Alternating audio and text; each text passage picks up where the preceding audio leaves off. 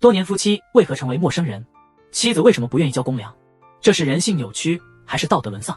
是无奈的欲望，还是借口情绪的爆发？龙骨元志穿越到了战国时期，登上岛国村长之巅的信长协奏曲。说到龙骨元志统治了铃兰，厌烦了学校里的斗争，对于毕业后变成黑社会成员失去了兴趣。就是这样，从统治铃兰的龙骨元志，变成了统治周围村庄的织田信长。人在经历情感挫败后，容易出现逃避心理。俗话说，逃跑虽然丢人，但有效。元志再一次向女生表白失败后顿悟，城市女生太复杂，我要回到农村的至高境界。果断决定穿越到500年前的战国时期的农村，征服古代村妇。编剧还夸张地安排他一穿越，就遇见了长得跟自己一模一样的闷骚信长。但为了剧情看起来合理，导演提示元志要按照秦泽多摩雄的智商来演，因此元志的智商立刻掉线，还以为自己在拍电影，甚至忘记了来这里的真正目的——撩妹。此后，元志开始了岛国村长之间我爱你，你爱我的械斗生活。传说中，要想平静，必须先解决内忧。元志来到这里，首先遇到的问题是，如何应对心机深沉的普信男弟弟。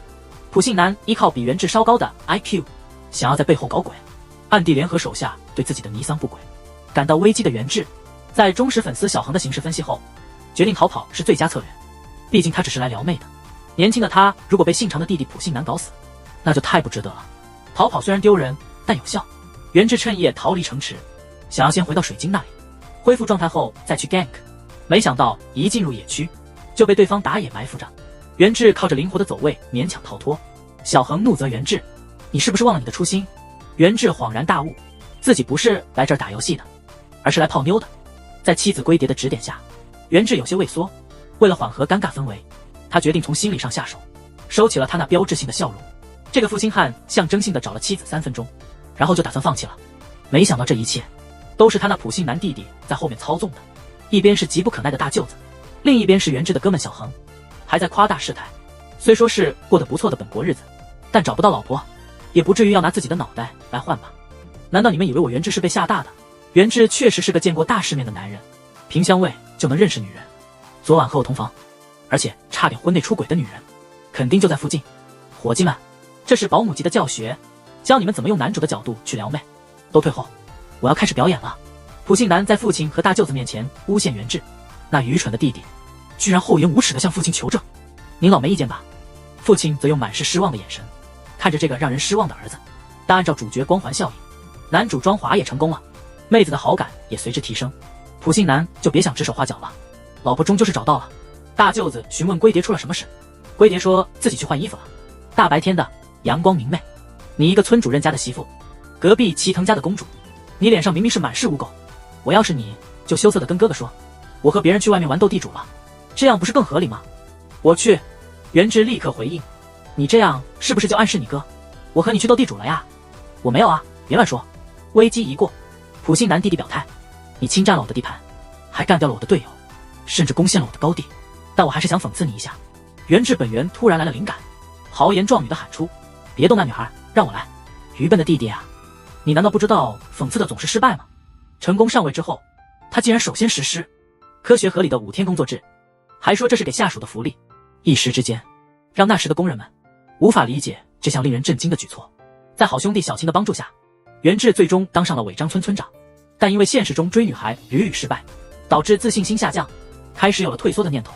小恒在旁边大力支持元志，大概意思是，你这么做不仅对不起你父亲，也辜负了你的部下，但这都不是最关键的，最重要的是你辜负了我对你的期待。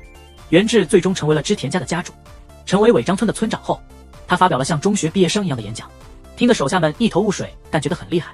上任后，元志意识到，当时的劳动者实行007上班工作制，早0点至晚0点，1周上7天。元志觉得，这些安于现状的农民不应该享有这样的福利，于是强制实行5天工作制。这种做法间接造成了那时的小日本国的生产总值下滑了6个百分点，对国家的农村建设、打造幸福美丽新乡村带来了难以修复的伤害。后来元志注意到，当地农民的农作物产量很差，原因竟是肥料不够。肥料之所以不够，是大家种出的粮食太少。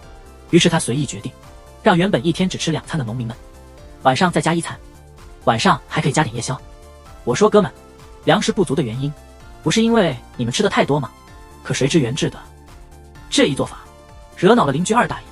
老头子一去不复返后，二大爷立刻就开始在元志头上作威作福，原因是老头子在世时和二大爷有遗产纠纷，而元志这边的田地肥料充足，二大爷也想分点回去种地。元志试图和二大爷搞好关系，说土地可以给你，但是肥料就不行了。镜头转换，好友小恒关心地问元志，听说你为了保住肥料，把土地让给了二大爷，他之前经常找老头子借肥料，说完几天就还，可是一直没还过。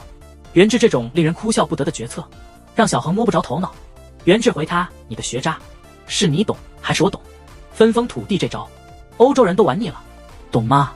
接着元志补充，我龙骨元志爱好和平，有啥事不能好好坐下来谈，不投机就多说半句，因为价值观不同，这主要是指爱情观念不合。元志认为只要迎合他，我就成了舔狗，只要让他满意，他自然就会停手。小恒说舔狗终将一无所有，然而腐女老婆却看出了别的东西。人们常说瞧不起人的狗眼，直男的审美总是那么直接。老婆，你这是用腐女的眼光看人吧？他的古怪行为激起了众人的不满。元志解释说，我和基友斗嘴是常事，大家不用围观了，你们不觉得尴尬吗？反正我是不觉得，尴尬的应该是你们。普信男趁元志和小恒吵架时，决定也参与这场混乱的三角关系。恒星，我要向兄长宣战了，你是要造反吗？我们一起守护这片土地吧。第二天，有人向元志报告，你还记得那个倒霉的弟弟吗？老婆生气地质问元志，没想到除了小恒，连弟弟也来动摇我的地位。他告诉元志，你弟弟打着你的旗号起兵了。在激烈支持爱情的过程中，有人报告元志被包围了。弟弟没想到的是，原本对他有利的局面被二大爷插手，帮元志解了围。弟弟此刻非常愤怒，产生了我能反杀的错觉。元志取胜后，深情地告诉普信男弟弟，我元志向来对兄弟义气，但为了基友和老婆，甚至可以牺牲兄弟，所以别再和你基友还有嫂子争宠了，争夺正宫的位置吧。一系列变故接踵而至，元志终于病倒，承受不住。这时普信男弟弟似乎并不打算放过他，典型的恩将仇报。我龙骨元志穿越前决断如斧，来到这里却只想追女孩，你却这么病态的想要拥有我。内心的猛男也是极度崩溃，到底怎么了？还想找死啊？你当自己是孟获吗？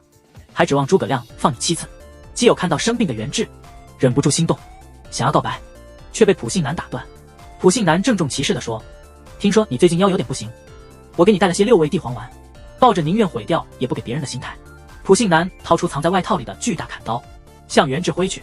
基友以为元志这次肯定没救了，猛男及时出现救下了元志。两个年轻人一时冲动，做出了无法挽回的事。经一番深刻的身体对话后，在旁人尴尬的注视下，流出了后悔的眼泪。而在另一边，正宗村长家的傻儿子织田信长太想念自己的老婆了，决定改名回家探亲。这个男人为了泡妞穿越到战国，这回终于要见到自己那令人畏惧的岳父。岳父是因为一句话不合就能砍掉上司头颅的人，绝对的硬汉中的硬汉。一番周折后，元志提议让老婆陪自己去见岳父，没想到老婆斩钉截铁的拒绝。女儿对父亲这态度让元志完全摸不着头脑。不久之后，这帮干部们围绕着见岳父应穿什么又开始戏弄元志。猛男从岳父的立场觉得，元志你穿什么都一样，岳父都会找理由教训你。元志决定放弃，怎么想穿就怎么穿。在另一边，尾张村的东边，一个叫俊和的城乡结合部开始有动静。那里的乡长是个风度翩翩的形象，但他面色发白，似乎命不久矣。他找来了2个不靠谱的家伙，小秦和洗剪吹，去岳父家打探消息。你派去的那个卧底，一看就是装逼的那种，混在农民中，真的不会被立刻识破吗？小秦，你刚杀了元志的亲爹，现在又想去见他岳父，这样做真的好吗？岳父已经等得不耐烦了，他把手中的扇子扔给了大舅，表达了自己的不满。怪不得大舅平时总是一副别人欠他钱的脸，原生家庭对孩子的影响真大，看了你就懂。一行人去见元志，出乎意料，元志竟然穿着校服来见面，还认真的说这是正式服装。作为铃兰的哥哥，我穿正式服装来已经够给面子了。大舅本来就因为元志迟到，被父亲当作出气筒，心里的怒火在燃烧。看到元志穿这种奇装异服，认为他是不尊重我们美农村。常言道，对一个人的态度是隐藏不住的。大舅怒火中烧，气得要爆炸，打算教训这个无理的妹夫。岳父却出乎意料地制止了儿子，并说想和元志单独谈谈。元志以为是自己穿得太随便，让岳父很生气，正想背着书包溜走，没想到岳父也是个穿越者，他也是穿越来战国时代的，还成功的追到了那位被称为美浓毒虫的岳父。两村之间的关系原本紧张到即将爆发，转眼间就变了，仿佛相亲见了相亲，泪眼汪汪。原来岳父是1972年穿越过来的。在战国时代，没人懂现代人的行为，两人开始聊起了人生。岳父觉得源自2014年的生活跟哆啦 A 梦的23世纪差不多，连自行车都能飞上天了。源自最想知道的是岳父有没有找到回去的路。源自还不小心泄露，他和历史上的信长互换了身份。岳父思考后问源自：“你知道本能四质变对吧？”可是他俩对历史一窍不通。源自说：“查查历史书就有了。”翻看背包却发现书不见了。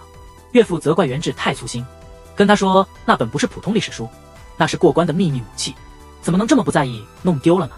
源自直男癌晚期的问：“你女儿我老婆的毒舌，是不是遗传自你？”并且让岳父见到他，要好好教训他一下。源自对父女俩之间奇怪的关系感到非常疑惑。会面结束后，基友以为源自会被岳父痛打一顿，没想到他们相处得很愉快。源自一离开，岳父就打算背后捅刀。不愧是有美浓毒虫之称的岳父，变脸比翻书还快。这时镜头转到小晴，小晴说她不关心别人说什么，她只想赶快装逼一番。在郡河城乡结合部，洗剪吹向小资汇报，岳父和源自关系似乎不错。小白感觉这不像岳父的风格，随即就让手下去那边提醒一下翻点什么的，顺便在那边捣乱。源自回到城里向老婆夸耀：“你爸除了骂我笨蛋和夸我长得帅之外，没别的意见。”老婆温文尔雅地提醒源自：“我爸一动作，我就知道他打什么主意了。”果然女儿最懂父亲的心。铃兰社区的大佬源自穿越到了物质生活丰富的战国时代，变成了尾张村村长织田信长。在这个古时候开始了新生活。一大早他的哥们儿就来找他玩耍，他们俩互相打闹着玩得很开心。突然有个彪形大汉冲进来，告诉源自美农村的大舅哥，领着一大群人来咱们村慰问。大舅哥一向言简意赅，彪悍得很，直奔主题与源自面谈。对源自说：“第一，你的老婆不见了；第二，你的命也快不保了。”大舅哥还生动演示了什么叫伤害性不大，侮辱性极强。我们计划把你老婆直接送到甲斐村村长武田那里做情妇。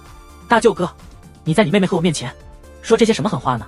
老婆怒斥大舅哥：“有话直说，我们织田家不惹是生非，但也绝不软弱。”源自心里满是苦涩，自嘲道：“真是倒霉，刚把一个愣头青的普信男弟弟打发走，现在又来了一个爱装逼的大舅哥。”之后村里紧急召集亲信开会，源自在那边嘀咕：“岳父把女儿派别的村当小三，心里真的不痛吗？”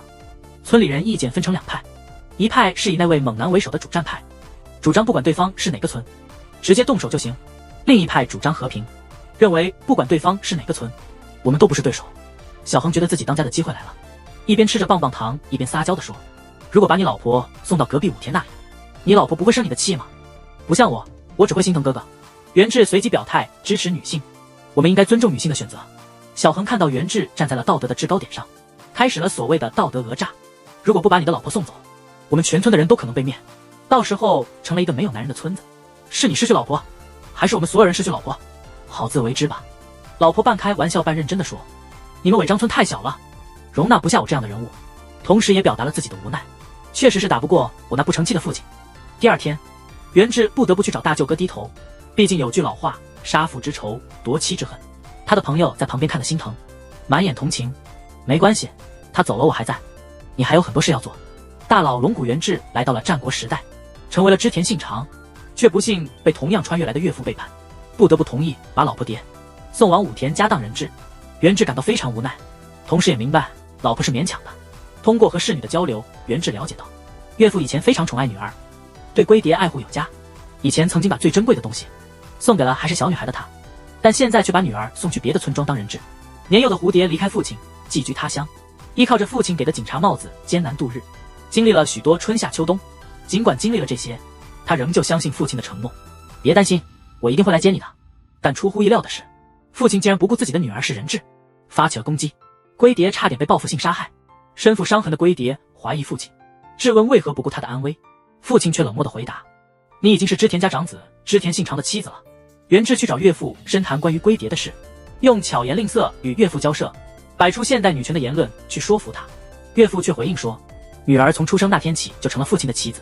源自感到困惑，他也是一个穿越时空的现代人，怎么能对自己血脉妻儿这样狠心？这时一个手下的话让源自恍然大悟，原来岳父一直在暗中窃取各国的账本，他在寻找名为丰臣秀吉和德川家康的人，甚至不惜牺牲自己的国家。这一切行动都是为了寻找历史上记载的那些在战国时期有权有势的大人物，目的是让女儿能在他们的保护下安然度过。这是他处于进退两难中，唯一能为深爱的女儿做的事。袁志理解了岳父的苦衷，他急忙跑去找老婆，仿佛被柯南附身，把岳父的心思一五一十地告诉老婆。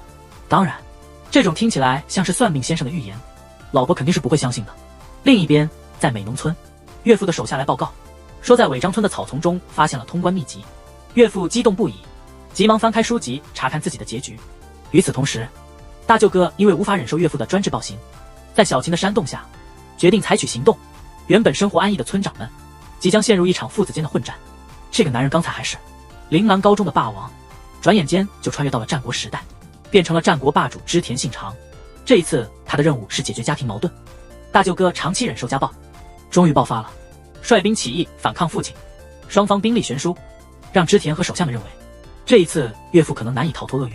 袁志看着老婆强装坚强的样子，非常心疼，决定率军去救岳父。手下们也想报答龟蝶的恩情，却一直没有机会，决心跟随袁志出征。龟蝶虽口头上说他父亲落到这步田地也是自找的，这是他自己选的路，但他的内心深处仍是那个需要保护的幼小自己，害怕再一次受到伤害。依旧深爱着父亲的那个小女孩，心里也一直期盼，希望父亲能再次像以前那样赞赏他。因此，哪怕违背自己的意愿，他还是会听从父亲的命令。在岳父感到绝望的时候，却听说袁志派来了援军。岳父一边想着被自己儿子所逆，一边看到袁志虽然不能改变结局，但仍率兵前来救援，支持自己的女婿，心里感慨万千。喜忧参半的他，最终拿起了那本全剧最关键的秘籍。书里清楚地写着，清楚地记载着自己的生死。压倒性的信长，那个替代了信长的穿越者，才是历史上真正的信长。之后，岳父撕毁了书中某个关键部分，命人将秘籍还给袁志，然后自己就领了盒饭。傍晚时分，袁志将父亲的信交给了龟蝶。信的作者不是那个狡猾的美浓藩主，而是一个普通父亲的真心话。老父亲在这一刻放下了伪装，全心全意地表达了对女儿的爱。龟蝶读后泣不成声，也终于释怀了对父亲的所有怨恨，心中完全接受了这个时而疯狂时而离谱的丈夫。两人的关系迅速升温。袁志告诉龟蝶，他要尝试努力在这个时代生存，他已经下了决心，连同大舅的份一起好好活下去。龟蝶瞬间成了小粉丝，看起来为袁志生孩子的日子不远了。另一方面，小琴不满自己的间谍效率，决定化名木下藤吉郎，混进织田家当卧底，穿越成了战国时代的人，变身成织田信长，教人们相扑。大家玩得很开心的时候，手下却带来了不好的消息。骏河村的村长小白率领4万军队来袭尾张，而自己的军队却在欢笑声中。他想利用尾张做跳板，直取京都，一统天下，根本没将军力远低于己的尾张放在眼里。在织田这边，下属的硬汉子坚持他的直男战术，认为武士应该堂堂正正的正面迎战敌人。小恒却认为应该避开敌人的锋芒，守住城池。双方争论不休。袁志这个冒牌货不懂这些，只好在旁边劝和。袁志听后心里不是滋味，为了保命，他决定先好好想想。回到房间，却被毒舌妻子嘲笑是怕死鬼。妻子还给他编了一首临终绝句。袁志烦躁的时候，气氛突然变得尴尬。你知道的，只是袁志误会了，妻子不是要吻他，而是想在他临死前好好看看他，还细心地告诉袁志切腹的步骤。猛男和其他手下在外面等得不耐烦了，决定闯进来问袁志要用哪个计谋对付敌人。谁知道袁志选择了最佳策略，那就是先逃为妙。急忙逃命的袁志选错了路，跑到了离敌军最近的路上。这些以战为名的武士，以打仗为借口，借机掠夺已穷困潦倒的村子。袁志悄悄目睹这一切。袁志只是个穿越时空来的伟大民，一听说有人领兵要他小命，立刻扔下妻子逃了。结果慌乱中，撞人从马上摔下来，被阿将救了，结果却意外地跑进了那些想要他性命的敌人的领地。阿将看出了袁志想要逃跑，肯定是尾张村那边的武士，甚至通过袁志的言谈推测出他就是敌方首领织田信长，但他还是告诉袁志可以走后门逃走。袁志不明白，就问阿将，我们明明是敌人，你为何要救我？阿将说出了真相，没人愿意发生战争，百姓只想安安静静过日子，但这一切百姓无法左右。就在这时，武士走进了村庄，事情就变成了一开始的那个情形。女人们明知会被带走成为娼妇，却没有反抗，反而打算顺从地跟随士兵离开。袁志本来想阻止阿将，但他已心如死灰，因为他知道违抗的后果是他和整个村子都承受不起的。就在武士准备带走抢来的一切时，袁志扔出了他带来的烟花，用以迷惑敌人。让阿酱他们有机会逃走。烟花散去后，他没想到的是，没人借机逃走，他自己也被捕了。就在将要被处决的那一刻，被手下犬千代用计救出。元志以为救了村民，能获得他们的感激，没想到村民们因此事被当地的大人物盯上，甚至有了杀他的念头。阿酱在恐惧和绝望中，向村民揭露了这个奇装异服之人。女人去敲自己丈夫的门，但她丈夫已经逃得无影无踪，屋内的家臣们乱成一团。为了瞒过龟蝶，小恒情急之下和大家演了一出闹剧。龟蝶半信半疑，也只好作罢。但真相终究是藏不住的，城里的人们不知怎么都知道了。面对元志大军的进攻，元志决定要坚守城池。几个家臣激烈争论的话，被门外的龟蝶听得清清楚楚。屋顶上的间谍小晴也听到了，他获得了重要的信息。小晴当然不会错失这个机会，一方面将元志逃走的消息告诉了小字，另一方面在城中散布谣言。犬千代出去找元志，在众人焦虑不安时，带来了元志误入敌国，即将遭遇不测的消息。几个家臣开始动员众人，准备去救援，但大家都在回避，没人愿意出声。原来是小晴传播的谣言起了效果，大家都以为元志抛下大家逃跑了。在当时，武士临阵脱逃是极其丢脸的事，众人情绪激动，就要闹变。关键时刻，龟蝶大声喝止了大家，大家都安静下来，看着这位刚毅的女性。龟蝶告诉大家，你们的首领虽然有点笨，是个傻瓜，但他在关键时刻是可靠的，绝对不会轻易放弃。龟蝶的演讲像教科书一样，平息了大家的怒火。救援计划开始了。夜里，元志在仓库里向阿酱道歉，说你们辛苦了。他觉得自己的救援行为其实对阿酱的村子造成了不可挽回的伤害。阿酱回应说，我们并不觉得辛苦，他们一直生活在压迫中，已经习惯了。最可怕的是失去希望。在金川统治下的村子就是这样。元志化作演艺界的前辈小丽剧，用言辞劝慰阿酱，告诉他以后这片土地的人会过上幸福生活，像阿酱这样的女孩可以成为明星，站在舞台中央唱歌跳舞。阿酱说，她虽是村姑，没见过大世面，但不愚昧。你说的全是空想。第二天，元志就要面临死刑了。村长正要动手的时候，元志说了一句带有海鲜市场风格的绝命诗，成功为自己争取到了宝贵的1秒。这时，小恒及时赶来，准备处决那些对他的老大不利的村民。元志及时阻止了手下的暴行，并清洗了村民们的自私行为。正是元志纯真的慈悲之举，影响了之后兵力差距悬殊的战局。虽然眼前的危机暂时解除了，但小字的数万大军仍然在向违章进发。元志翻阅着秘籍，吐槽历史书上只记载了时间和地点，却没写如何击败小字。望着小字的军队，元志突然被主角光环笼罩，决意直接攻击敌军，捉住小字。对方群龙无首，这样不就能一举取胜了吗？但谈何容易，在数万大军中找出小字的确切位置成了难题。就在大家束手无策的时候，村民们出现了，他们受够了小字的残暴统治，也为了感激元志的饶恕之恩，决心把村子的命运寄托在眼前这个男人身上。小字那里得知元志已经逃走，开始提前庆祝胜利，真是不应该太早松懈。村民们在这时出现了，村里人前来助兴，祝你明天大胜。众人故作高兴地跳舞，同时准备放置在干草中的烟火。正当元志等得不耐烦，以为自己被欺骗时，下一秒织田军就出现在了小白面前。这样织田军以少胜多，成功挫败了小白的攻势。织田家面临的最大危机一下子就消失了，被小字统治的村子洗去了过去的阴霾，村民们终于可以安居乐业。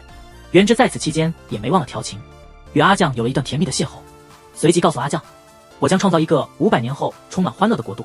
有人笑有人哭，都是因为小字输了，导致那2个间谍失去了靠山。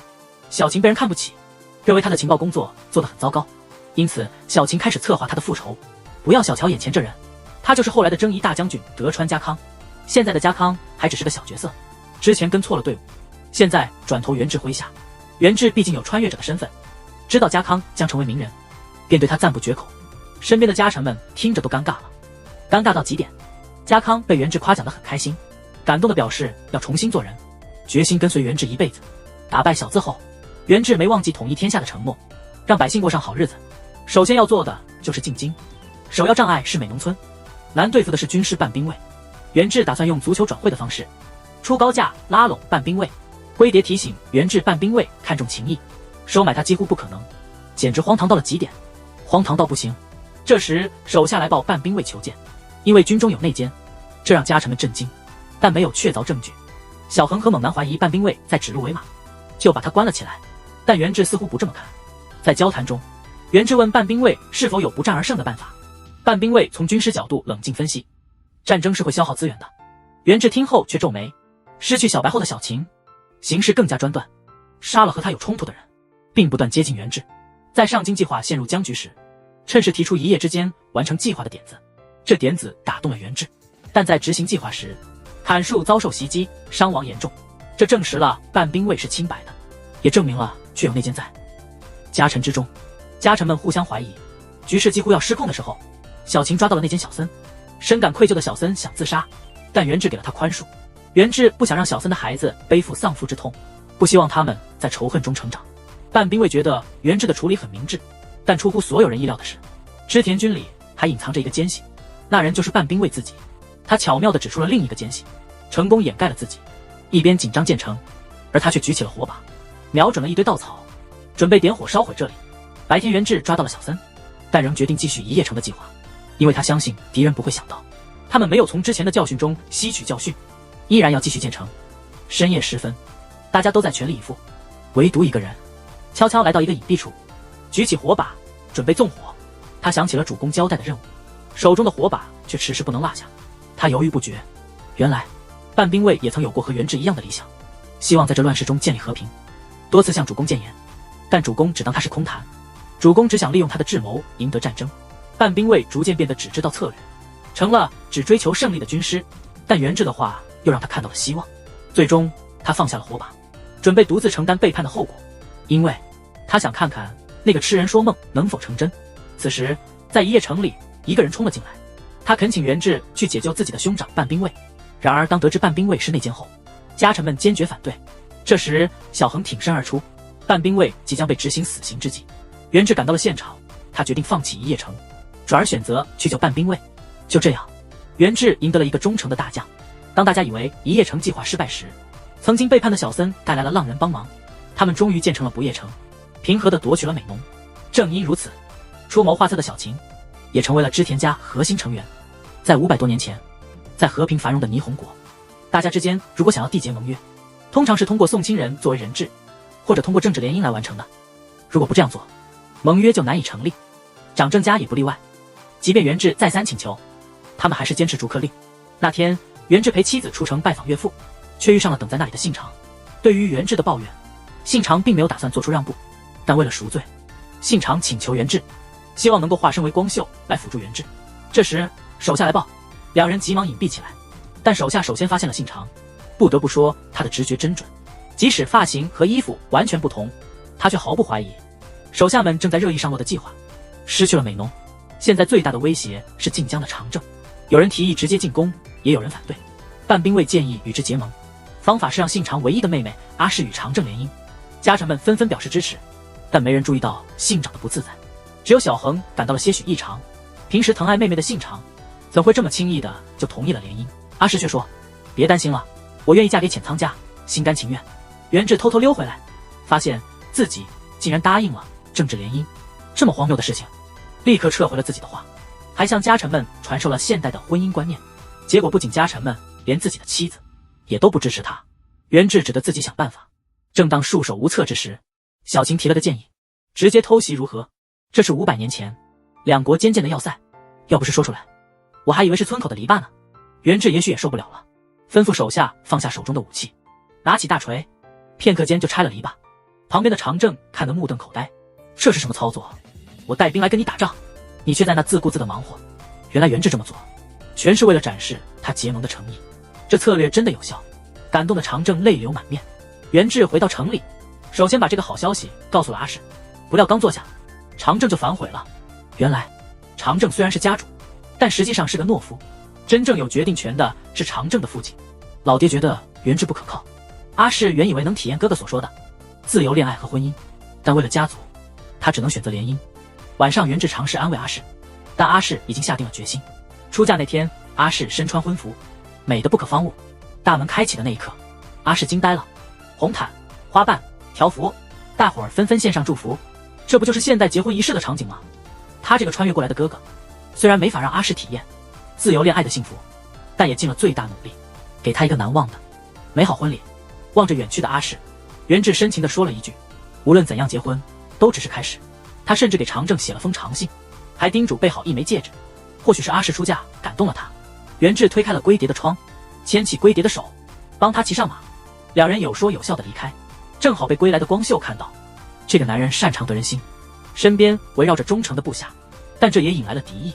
经常出谋划策的小琴尽是奸细，甚至连妹夫也图谋他的性命。不敢置信的元志愣在那里，直到部下为保护他而牺牲，他这才清醒，在家臣的保护下拼命逃回家，但未进家门就被射中。射他的人不是他人，正是另一奸细，妻子的侍女小雪。这枪虽未击中要害，却让元志遭受重创，昏迷了3天3夜，醒来后还不知情，感激小雪的照料，送她一套精致和服。小雪看着和服，心里万分纠结，长时间相处让她喜欢上了这个家，她已无法继续欺骗对她有恩的夫妇，连番背叛使元志心寒失望，性情也变得暴躁。他不再犹豫，听从了家臣的建议，决定给妹夫一个教训。同时小雪留下了一封信，她从小就被培养成奸细，欺骗是她唯一的生存方式。但自从遇见龟蝶，蝶像姐姐一样关照她，渐渐的她的冷漠心开始融化，她无法宽恕自己的背叛，所以选择独自离去。但还没走远就被追回。元志果然有能够笼络人心的本事。小雪继续作为侍女留在龟蝶的身边，但元志身旁还有小琴这个潜伏的奸细。他偶然发现了一个震惊的秘密。那一天光秀建议元志去京都见大将军一昭，但因为与一昭理念不合而分道扬镳。一昭想要一个大明臣服的世界，而元志要建立天下一统，没有战争的事。一昭对元志十分不满，向全国大明发书信联手对抗元志。此时妹夫常政也来传递消息，建议元志与朝仓结盟，否则父亲和朝仓联手，织田家将面临灭亡。经过家臣们的四处奔波，结果仍旧不理想，各地大名纷纷发来拒绝结盟的回信，无人愿意与朝廷为敌。元志气愤至极，常政带来了唯一的好消息，朝仓愿意见元志，但他不知道这是个巨大的陷阱。元志没有时间犹豫，带着众人的希望和托付出发。途中收到了妹妹阿氏的慰问品，一个2头绑紧，中间放有玻璃球的小袋。小恒立刻觉得不妙，玩弄着玻璃球。他们很快接到了被包围的消息，这让元志大吃一惊。曾一同欢庆的朋友瞬间变成了背叛者。他愣住了，回忆起那些深交的兄弟，但敌军迫近，他们无暇多想。家臣们掩护着元志向山谷逃离。元志微服私访，深入民间了解情况，发现了重要的情况。这座城镇的商业被商人垄断，普通居民必须缴纳高额费用才能经商，大多数人负担不起。元志和小琴计划行动，内外配合，成功废止了商人的垄断，开放市场，让所有人可以自由经商。这项政策吸引了众多百姓涌向织田领地，于是诞生了建造新城的想法。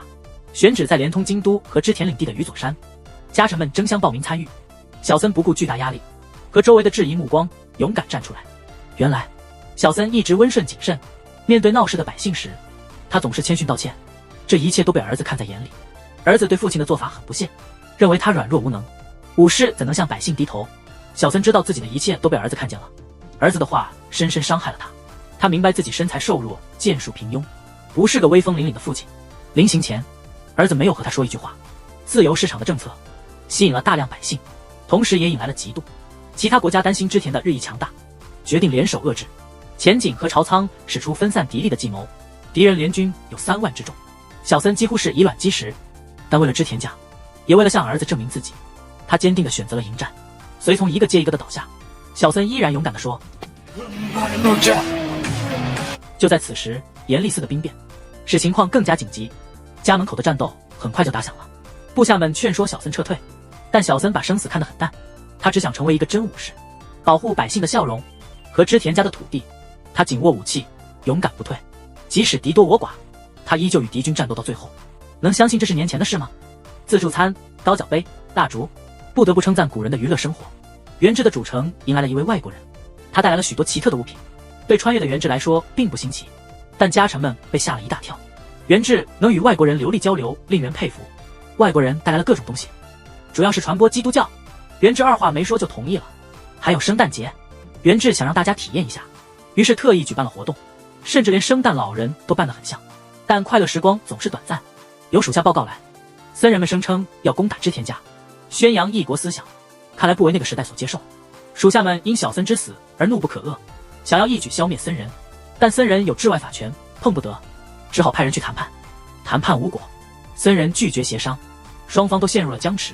这时小琴看到了机会，他劝说元志，既然对方不愿谈，那就只能用武力解决。